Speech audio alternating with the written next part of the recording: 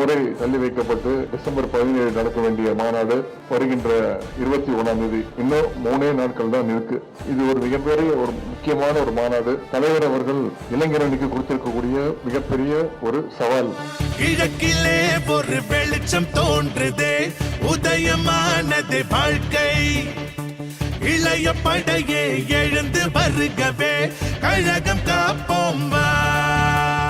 இந்த மாநாட்டுக்கு பேரு மாநில உரிமைகள் மீட்பு மாநாடு. கடந்த 9 வருஷமா நம்முடைய மாநில உரிமைகள் அத்தனையும் இழந்திருக்கிறோம். அதிமுக ஆட்சியில அனைத்து மாநில உரிமைகளையும் இழந்திருக்கிறோம். கல்வி உரிமை, மொழி உரிமை, நிதி உரிமை அனைத்தையும் இழந்திருக்கிறோம். இதையெல்லாம் மக்கள்கிட்ட கொண்டு போய் சேர்க்கிற ஒரு மிகப்பெரிய ஒரு வெற்றி மாநாடாக நம்முடைய சேலம் மாநாடு.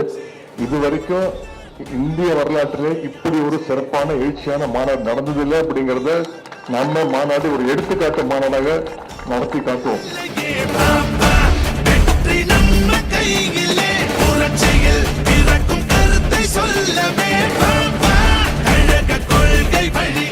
இந்த சுடர் அடுத்த 2 நாட்களுக்கு நம்முடைய தோழர்கள், இளைஞரணி தோழர்கள் சேலத்திற்கு எடுத்துட்டு வர போறாங்க. அவங்களுக்கும் நீங்களும் பாதுகாப்பாக வர வேண்டும் என்று கூறிக்கொண்டு, பத்திரிகை நண்பர்கள், வந்திருக்கக்கூடிய கழகத்துடைய அனைத்து நிர்வாகிகள், மாவட்ட கழக செயலாளர்கள், உங்க அனைவருக்கும் மீண்டும் மீண்டும் என்னுடைய நன்றியை தெரிவித்து நாம 21ஆம் தேதி சேலத்தில் சந்திப்போம்.